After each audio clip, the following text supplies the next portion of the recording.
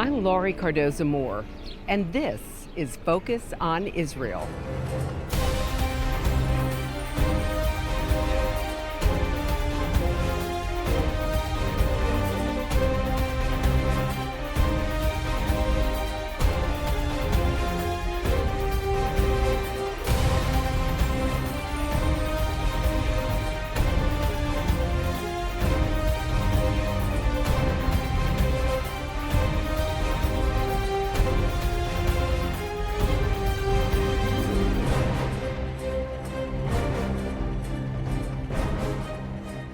On October 28th of 1965, Pope Paul VI promulgated the first document in Catholic history to focus on the relationship that Catholics have with Jews. The resulting declaration, called Nostra Aetate, would look to erase over 1,000 years of hate and forever change the Catholic Church. But has it helped stem worldwide anti-Semitism? Do church leaders today teach their congregants of this new stance? In January of 2015, several leaders and experts gathered at the UN to discuss the passing and implementation of this historic document. Thank you for joining me today on Focus on Israel. I'm Laurie Cardoza-Moore, founder and president of Proclaiming Justice to the Nations, a nonprofit organization dedicated to educating and sharing the message of Christian biblical responsibility to the people and land of Israel in the face of a growing global anti-Semitism. PJTN was birthed to stop the silence and alert Christians and all people of conscience to the reality of a world set on destroying Israel and the Jewish people. Since 2005, PJTN has fought against this hate and will always resist those who stand against the plan of God. This is the second part of our series covering the United Nations Human Rights Violations Conference, and we'll again hear from international speakers discussing both Nostra Aetate and anti-Semitism.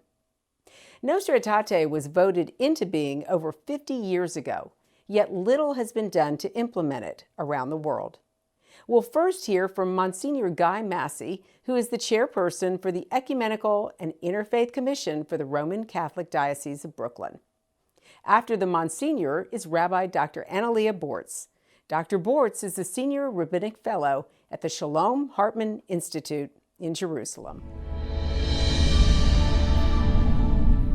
I want to welcome all of you to the Human Rights Violations Conference.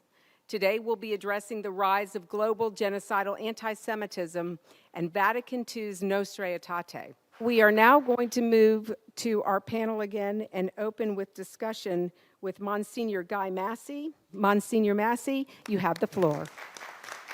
I think I agree with what was just said about Nostra Aetate. We celebrate the 50th anniversary of that document this year.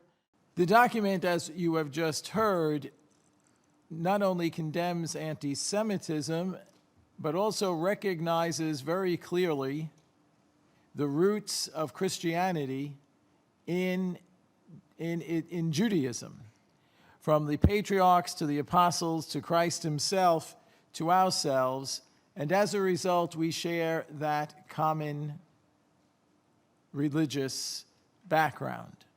With that in mind, Nostra Aetate also opens up discussion with Judaism and the learning from Judaism, our past, as we discuss with Judaism who we are.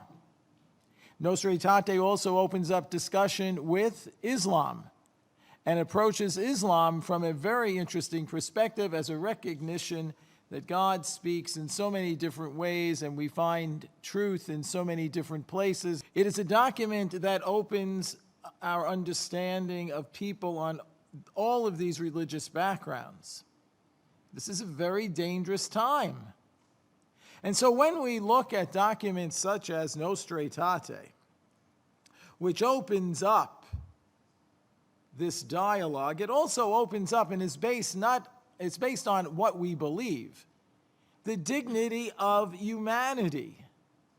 Because the dignity of humanity represents God. God is present in humanity from my perspective and from the perspective of much Christian theology because of our belief that God becomes human in the person of Christ. Therefore, when we see people who are persecuted, as that document says, persecution of any person from any place is wrong for religious reasons, gender reasons, or national origin reasons. How do we translate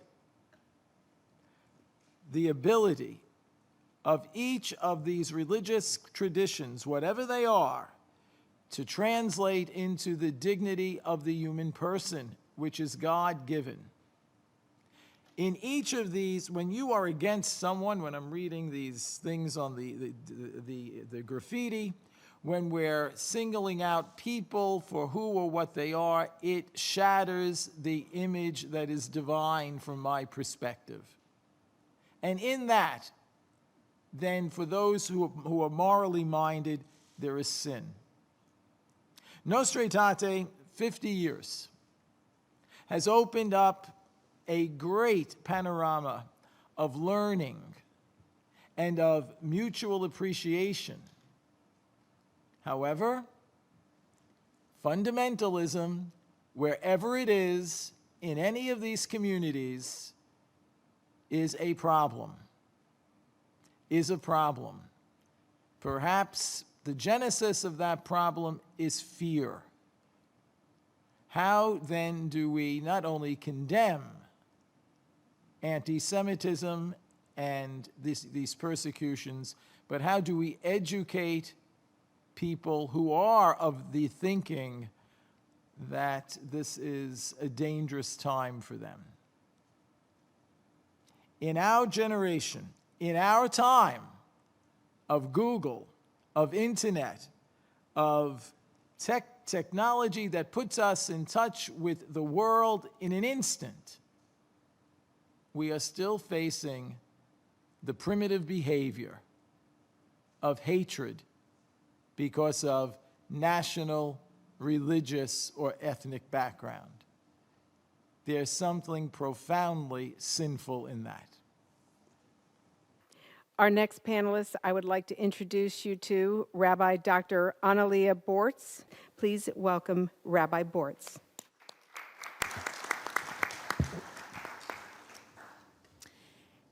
Ignorance breeds fear. Fear breeds prejudice. Prejudice breeds hatred. And hatred breeds violence. The history of anti-Semitism is rooted in this premise. We Jews have been carrying the weight of this foundation for over 2,000 years. Was the anti-Semitic view of the fathers of the church rooted in racism? At the end of the day, Jesus was born, lived, and died as a Jew. So was it a persecution of a race? This forum, ladies and gentlemen, is shared by you and us because there is a new motivation and presents us with a unique opportunity. Dialogue and understanding turns down prejudices and fears. Freedom of speech invites us to reflect and respect each other's opinion. I personally don't like to craft the word tolerance. No human being wants to be tolerated. I insist on the premise of mutual respect. We live in the 21st century. We are recipients of a masterpiece called Nostra Aetate, Declaration of the Relations of the Church with Non-Christian Religions in the Second Vatican World, which on October 28, 1965, introduced a new concept of reconciliation between Jews and Christians. We call it in Hebrew an opportunity to teshuvah, the opportunity of redemption. And the time has come. For the last 50 years, the time of mutual reconciliation, of relational ties and spiritual growth has come. Pope Francis represents a breath of fresh air in the Judeo-Christian relationship. We Jews are masters of looking at things from a different lens, from a positive angle, when prospects look gloomy. You can call it idealistic distortion or a prophetic fantasy, but the truth of the matter is that we Jews do not give up easily. We fight for what is right. We claim for justice and truth, even when we have been persecuted through history and mistreated. In each one of us resides the responsibility to teach how much we can construct instead of destruct. At the end of the day, we are all humans in the eyes of God, and we should reflect our humanity in the eyes of the other. So no more justifications, no more apologies should be expected from us, the Jewish people. We have our right to exist. We are not better than anybody else. There's no superior race. Eugenics is not part of our vocabulary. Superior race don't exist. We all have the responsibility to better this world. Just as we wish to know God's mercy, so we should show mercy to each other and to ourselves. Today we carry a responsibility.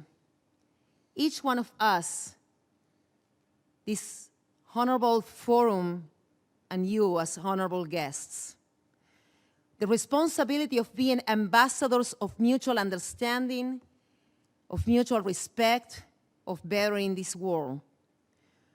We have to defeat ignorance, fear, prejudice, so we can prevent violence.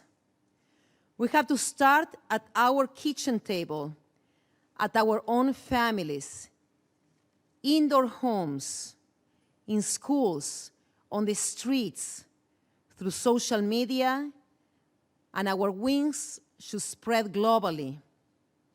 As you probably remember, a prominent Protestant pastor, Martin Niemöller, said it perhaps not like anybody else. In this world in which we are all depending on each other, we need each other. So he said, first they came for the communists, and I did not speak out because I was not a communist. Then they came from the socialists, and I did not speak up because I was not a socialist.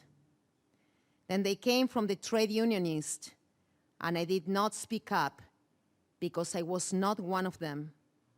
Then they came for the Jews, and I did not speak out because I was not a Jew. Then they came for me, and there was no one left to speak up for me. We have many answers in our hands. You, as representatives of the United Nations, you have a responsibility to teach the world that anti-Semitism is a never again statement. And never again truly means never again. Thank you.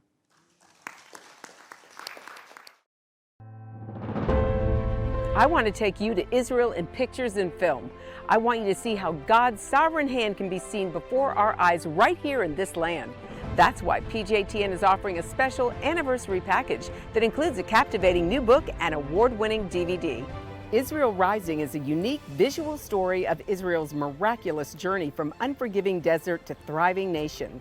Thousands of years ago, the prophet Ezekiel foretold a future time in which the arid land of Israel would come alive for its people. Now, this breathtaking book documents the fulfillment of this vision, as rarely seen photographs from the 1880s to the 1940s are juxtaposed with recent photos of the same locations. This book will inspire and captivate you as it illuminates Israel's foretold awakening in a new and unforgettable way. In addition, you'll receive the award-winning documentary, Israel Indivisible: The Case for the Ancient Homeland. This inspiring film examines the many political twists and turns that make Israel the world's most controversial nation. From Abraham and the Promise to the issues facing the Jewish state today, the film examines the historical, archaeological, legal, and biblical foundations for the modern state of Israel. This is a limited time offer for these two remarkable resources for just a one-time gift of $70 today. Your generous donation will help ensure that PJTN stays on the front lines and in the headlines of all the important issues facing Israel and our Jewish brethren. So please go to pjtn.org today. From studying history, it's very clear that what starts with the Jews never ends only with the Jews. We must strongly stand against any anti-Semitic trends, for if not stopped, they'll cause harm to all of us, and we'll witness the downfall of our Judeo-Christian Western culture. Today, many people say there's no longer a need for a Jewish state, that Jews around the world no longer need a place of refuge. But anyone who has heard recent statistics about the worldwide rise in anti-Semitism would never make such a claim. The reality is that neo-Nazi groups and Nazi sympathizers are increasing around the world. Surveys show that over 1 billion people in the world harbor anti-Semitic attitudes. Close to 50% believe that Jews have too much power in the business world, and 2/3 of the world's population has never heard of the Holocaust or believe the historic accounts of it are inaccurate. Don't let yourself be manipulated by evil people with a wicked agenda. When the self-serving villains are in control, good people from all religions suffer. Muslims, Christians, and all people of conscience should stand proudly and show respect for a country that gives so much to the world in so many ways.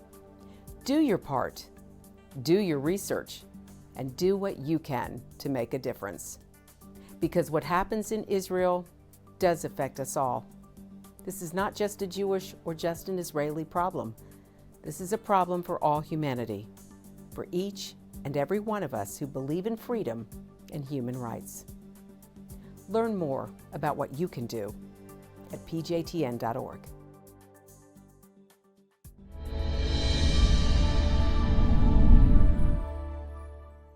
Our final segment covering this UN conference features Dr. Alex Grobman. Dr. Grobman is a historian with a master's and PhD in contemporary Jewish history from the Hebrew University in Jerusalem. He established the first Holocaust Center in the U.S.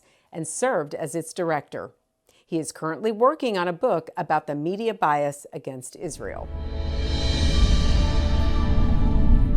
Since the 3rd century BCE, when the Hellenists first advanced the case against the Jewish people, an underlying animosity toward Jews has stayed basically constant, no matter what the grievance.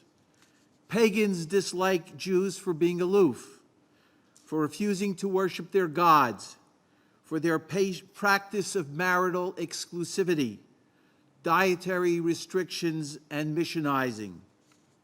Christians accuse them of killing Jesus.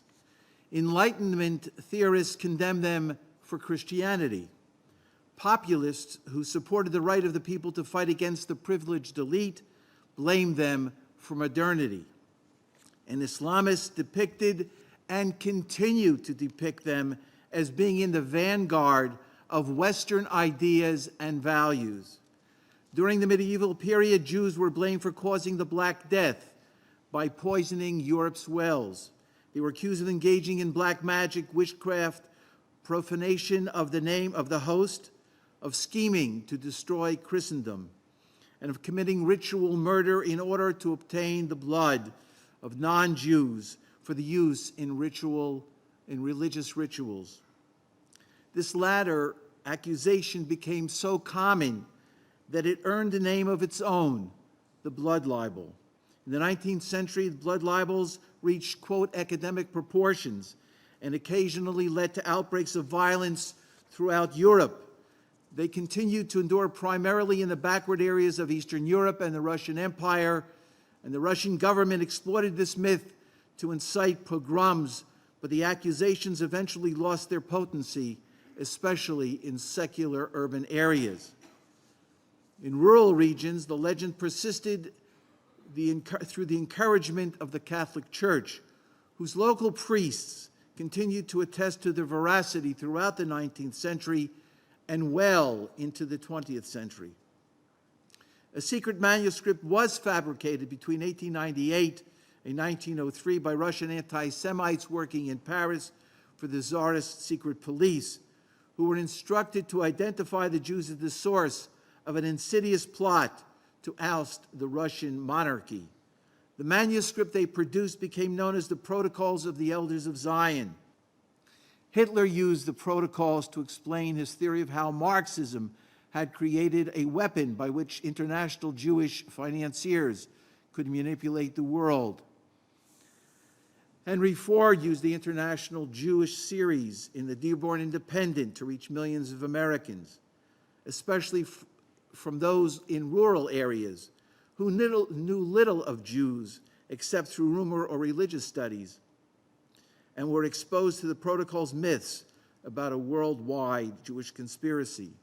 The idea of Jewish 9/11 conspiracies and other theories about Jewish attempts to control the world have generated an entire cottage industry of books, pamphlets, videotapes, websites, and, quote, expert speakers on this subject. The protocols have been exposed by historians, journalists, politicians, police, and religious leaders. Yet the protocols continue to be published in practically every language in hundreds of editions, in hundreds of millions of copies, and in very compelling videos on the internet. The potential damage and danger of the protocols in shaping public opinion should not ever be underestimated. When Jews are portrayed as manipulators who seek power over other people's lives, they come to be perceived as a dire threat.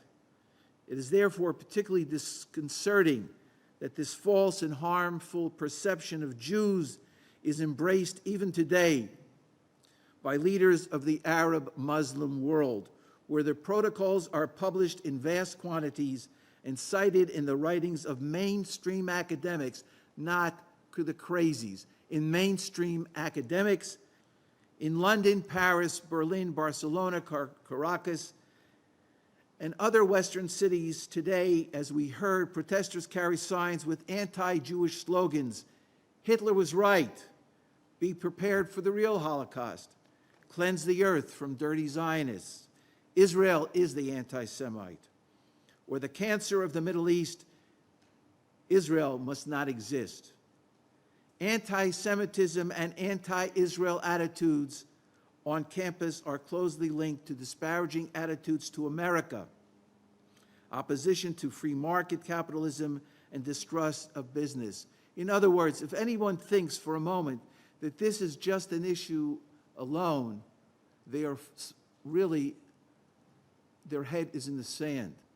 Israel is seen as an extension of Western neocolonialism and Jews as the embodiment of the oppressive power elite.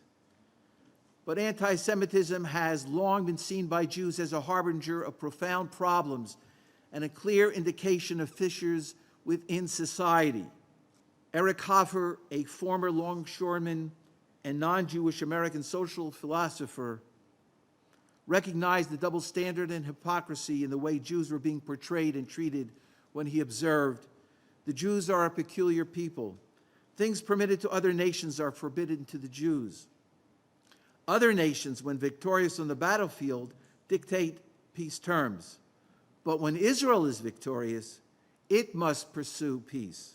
Hoffer understood the importance of the Jews as the harbinger of what happens when evil reigns unchallenged. Jews are in the forefront in the war to preserve our liberal democracy, our freedoms, and our way of life. I have a premonition, he concluded, that will not leave me. As it goes with Israel, so it will go with all of us. Should Israel perish, the Holocaust will be upon us. Thank you.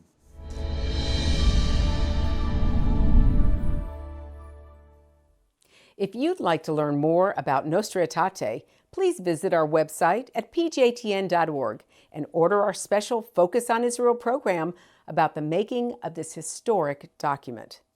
The more you know, the better you will be armed with the truth.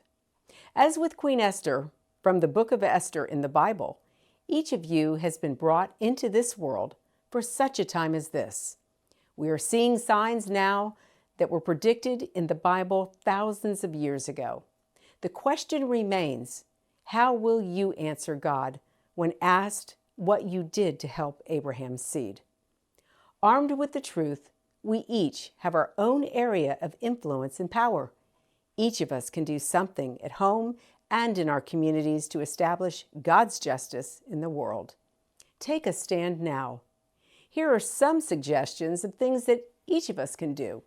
Write to news agencies and lawmakers when they express anti-Semitism.